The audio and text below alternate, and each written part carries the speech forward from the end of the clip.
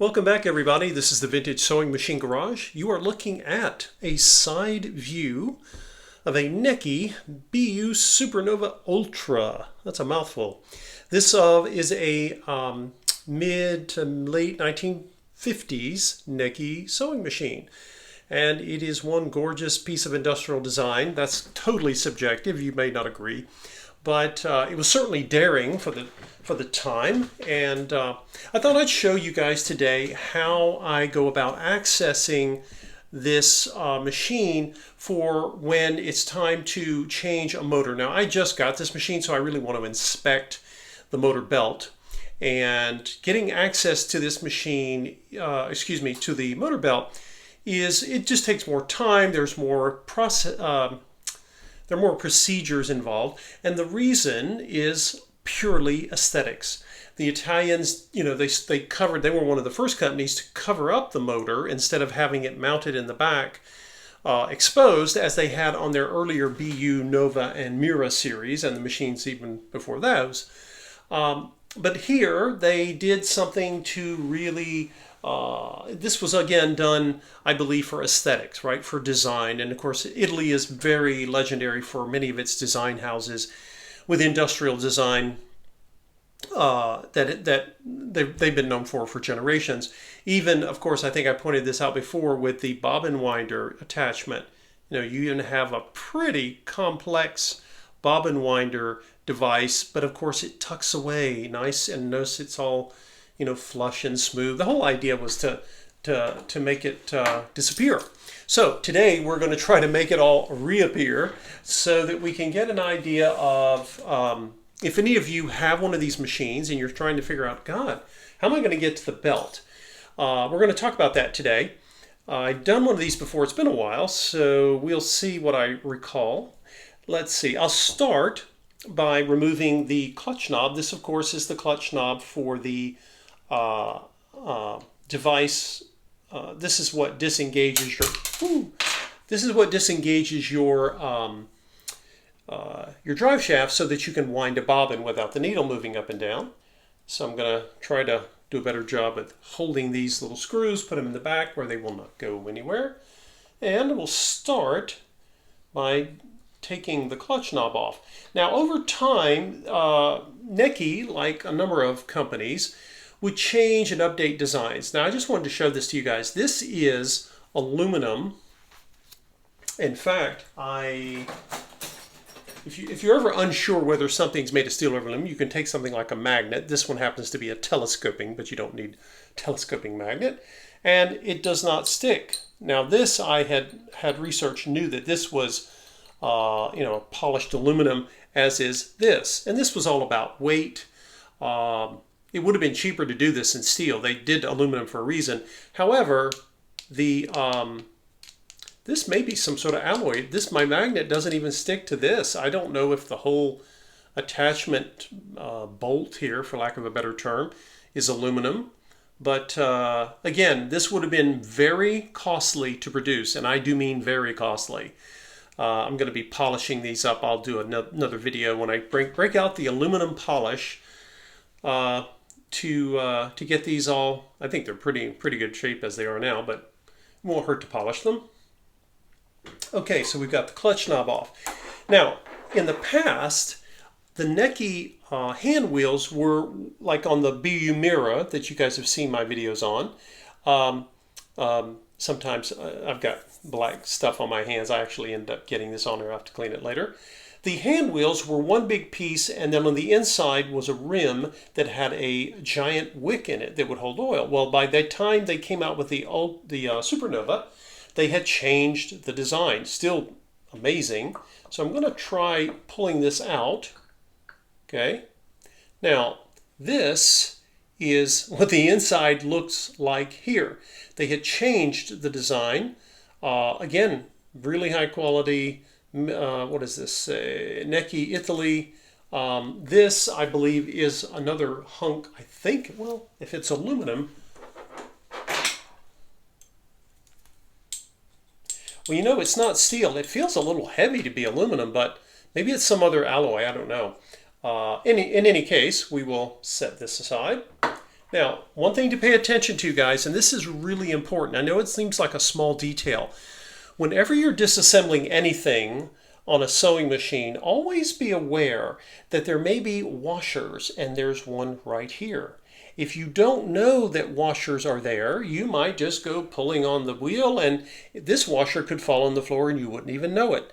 These washers are often used as spacers, and they matter. This may have been in place because of washers are used to protect certain surfaces when two surfaces, one is tightened down against another.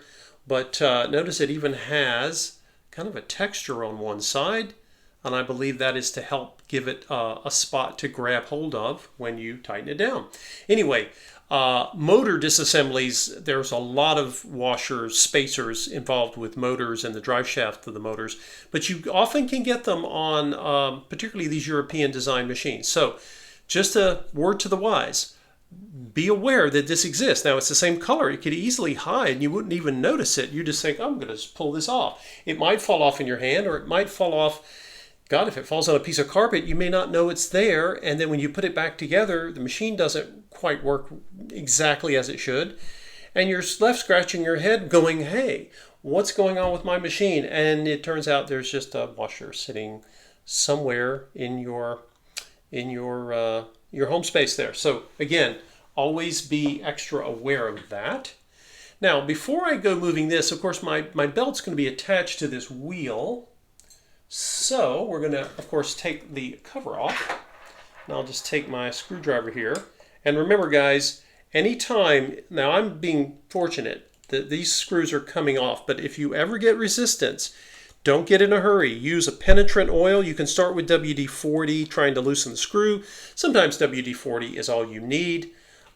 This is my own personal opinion. WD-40 is one of the least stinky of all the penetrants. They all stink, and we all have different levels of sensitivity to smell. So don't take my word for it. Always, test any new thing you're using and have an open window or source of ventilation, right? You don't want to inhale that stuff. It's not pleasant. Okay.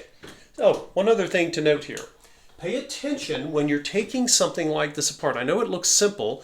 There's just two screws or bolts that hold it on to the chassis of the machine, but notice the one on the right, which when it came out right here, is longer than the one on the left.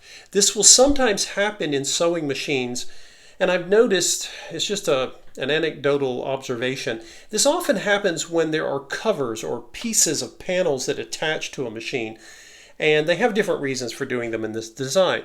But you want to make a note, okay? You can simply store them, one on the right, one on the left, or you can even just take a picture of them. But you need to remember this, because if you get them switched and you don't know, you can end up trying to force something that doesn't belong. Okay, so just do yourself a favor. It's not like rocket science here, but it can make for a lot of unnecessary frustration on your part if you're not watching as you're taking things apart. Okay, let's look. We've got the panel off here, and it is, I believe this is aluminum. And we got some old carbon dust. That's pretty common. You don't always notice this on a lot of the old Singers because they were black.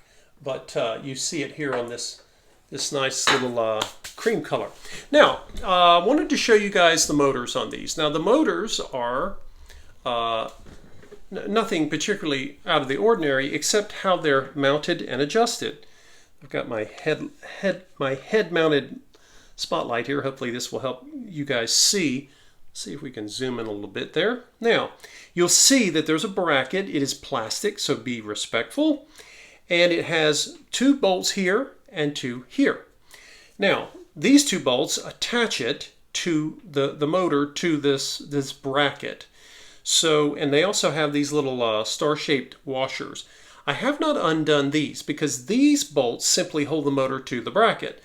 The bracket itself is not the most convenient place. You can get in here, but you're going to need some kind of specialty screwdriver. I have my ratchet screwdriver tip set, which I can use. I can get in here to loosen the bolts, right? And then I've got this one here. And these bolts can be really stuck, so you may need to tug on them a bit. Again, if you're tugging and they just won't let up, you might try a penetrant. Be very careful in here. Remember, you're right next to your motor, so be very very judicious, very conservative with it. But you can put a little penetrant here. You can even apply a little heat sometimes, and that'll help loosen them. That's true with a lot of things when you're trying to, get them loose. Now, I haven't taken these bolts all the way out, but I wanted to show you guys something. Notice that notice this bracket and how it moves. Notice how it slides. It's designed to, because it's not one round hole. There's an oval slot here, and this bracket moves. Now, it doesn't have the same wide latitude movement that a lot of the side-mounted motors have, but there's movement here. And why is that movement there? The movement is there because it affects the motor belt tension. So if I come all the way towards the front of the machine, notice how loose, I get a lot of play in the belt here. And then as I get closer and closer to the back, it gets, now it's not super drum tight, but it has more tension. Now, it could be that first of all, this belt is not the original. I'm going to take it off and inspect it. I think it's going to be okay, but I won't know until I look at it closely. It could be also that the belt may have stretched somewhat over its life. I don't know how long this belt's been in here. Again, I'm pretty sure it is not the original belt, but it's functioning fine. And if I had to replace it, I would probably replace it with one that's very much like this. But sometimes if I've got the slot pushed all the way out to give it the most tension, it could be designed to make sure you don't over tension the motor. It's also possible that it would be tighter if the belt hadn't stretched. But again, regardless of why that happened, we need to see about getting the belt off. I want to make sure I don't have any oil on my fingers. Definitely don't want to get oil on the belt. That would not be helpful at all. So let's see if I've got enough. There we go. Came off. I could have loosened this further, but the belt came off here. Now, what am I going to do? First thing I'm going to do is zoom back out so you can see the rest of what I'm doing. Now, you see, I'm going to pull the hand wheel off. This hand wheel, guys, is aluminum. I'm going to be polishing it up. I'll be cleaning it before I'm done with the machine overhaul. But look at this. Look at this. By the way, if you ever forget which way you're... Oh, here it is. I just realized I have got yet another washer. And notice that one side is smooth, which faces the inner hub, I guess, of this wheel pulley. And then the outer, notice it's got this texture on it. So it's a very specialized washer. Try not to lose it.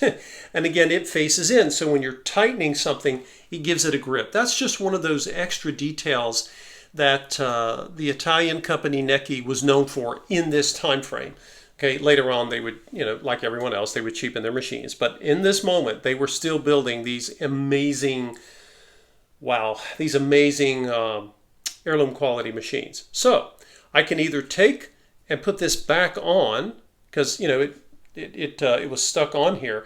But again, just keep your eyes open for these, because you don't want to lose these washers. It's really important to maintain them. Okay, so we've got the hand wheel off. By the way, this came off a lot easier than most Necchi hand wheels do. And of course, I don't know if you guys can see this, but if you look, take a look, guys. You see the inner hub of this hand wheel. There is a groove, just like there was in the BU Miras and Novas. And this little thing right here is a wick. Now the wick looks fine. I'm not going to replace the wick because these wicks did not hold, I don't believe they held grease. I believe they held oil. But I will be, when I clean this wheel, I'll be going in to make sure that I re-lubricate this. This is not really, it's kind of curious as to why they did it this way. I don't know if it was to try to ensure that this pulley would let go when you needed to take it off. Remember what I told you guys, compared to other brands, the tightness, right? The space between these moving parts is very, very snug. And it doesn't take much to get a Necchi hand wheel locked. Many times you have to put penetrance and you had to add heat. I've gotten them off before. I got really lucky here, guys. If yours doesn't come off this easily, don't feel bad. That would be more normal than anything else. This machine does not have its pulley tire, and I'm going to have to investigate, what will be the best fit for that, because these tires are a little different than your standard issue for, your average class 15 Singer or Japanese clone. Okay, so now we've gotten all of this out of here. What are we looking at? We've got our motor, and our motor wire is here. You want to be extra careful. I'll be cleaning all this, it's just lint and oil, I don't know, just old grease and goop. So let's take a look. I'm going to go ahead and remove these bolts the rest of the way. And if you look closely, you will realize this is kind of a tight space, okay? All for the aesthetic look. It's, again, you can get this, you can get access to here. It's just going to be, you're going to need, I think I got this in a hardware store. It's you're going to need a screwdriver that is going to be very low profile like this one, so you can get in here. And that's just the nature of some machines.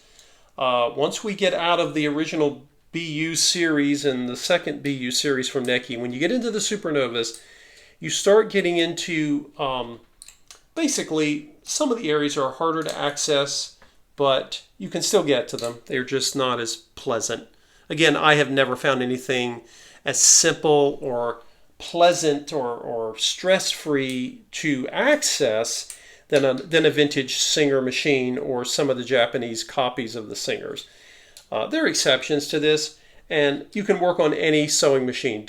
Like I say, don't assume that, oh, there's this guy saying that Singers are the easiest to work on. No. If you have the opportunity to get a vintage Necchi, you have an amazingly engineered machine, guys. So obviously I knew that because I've worked on one of these before. I've actually overhauled several Neckis. I knew that this would be the motor setup. But if you didn't and you got one of these and you're like, oh no, it's okay. You can do this. It's just, again, it's just going to take more time. And again, this tool cost me, I don't know, $5-6 or less. It's not the end of the world there, but something you want to be aware of. And that's one of the reasons I'm doing this video, is so that if you're new to this, you're like, how am I going, maybe you just want to get the belt off or replaced. Maybe you have the original belt and it's in tatters. You don't have to take this in, right? As long as this machine is unplugged, you don't have to take this in to get the belt replaced. You can do it yourself. And by the way, for just belt replacement, you don't even need to take these bolts out. I could literally replace the belt right now if I needed to, and then snug these back down once I've adjusted the spacing on the bracket, and that's it. But I want to look a little further here while I've got this open and be able to show this to you guys. Again, it's one of these deals where, if I had smaller hands, it might be a little easier to get in here. So I'm going to have to kind of, and getting these back in, I'm going to have to get the bolt, particularly the one in the back here. It can be done. Like I say, I've done it before. It's not as convenient. It'll take longer, but, as long as you're patient, you don't get too impatient. Now, by the way, this is another way to do this. This is a tiny screwdriver. You would never use this when the bolts are tight because you'll easily strip them. It's not strong enough. But now that I've gotten the bolts loose, I might be able to get this little screwdriver in the back, and still don't have it loose enough to turn yet. That was a theory. It was something I was going to try. Okay, now I go back with my my ratchet and my little screwdriver tip because I've got more loosening to do. And it's, these bolts here are kind of in the way of these. This is one of those situations where, again, patience will pay off for you. If you're not patient, it might not go as well. So that's been my, if I could give any piece of advice for vintage sewing machine overhauls, it's patience is a virtue. And if you're not sure, you get frustrated, you can just, walk away from it. It's, and then you can always come back to it. Alrighty, let's see. Where are we in this process? As you can see, I could have done this, guys, ahead of time, but then, I would be making it look simpler than it is. Again, it's not hard. It's what needs to be done. You just have to, and if you have smaller hands, it might actually go a little faster for you. That would be a nice thing. Let's see. I get one slightly larger if I can get it in here. Get a little more oomph to it here. Kind of like watching the grass grow. I know. Here we go. Okay. Now,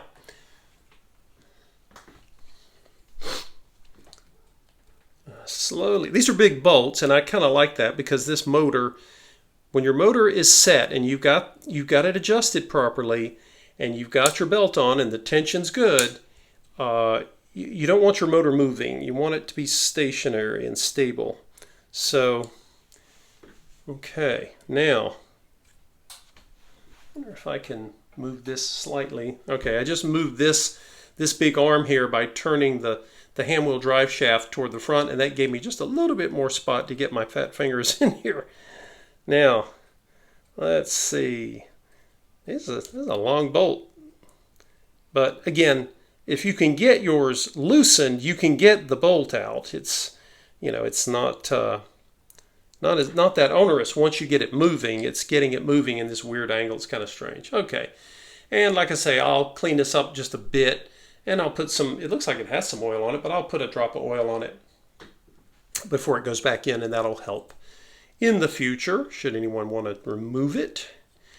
Now, I want to take a look at the motor once I get it out. And when I first did one of these, I ended up taking all four of these off because I didn't know how the bracket worked.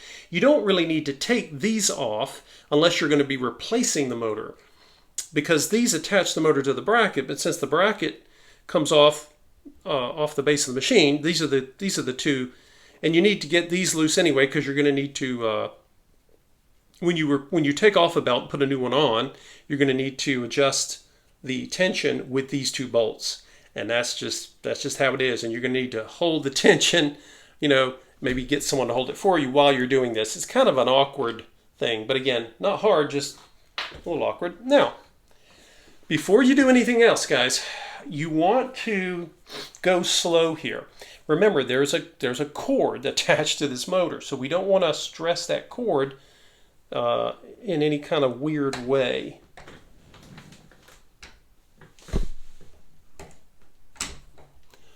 Now, this motor sits right snug.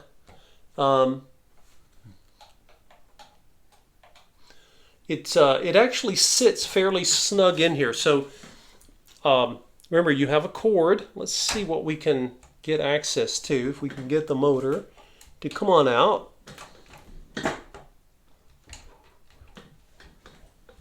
Okay.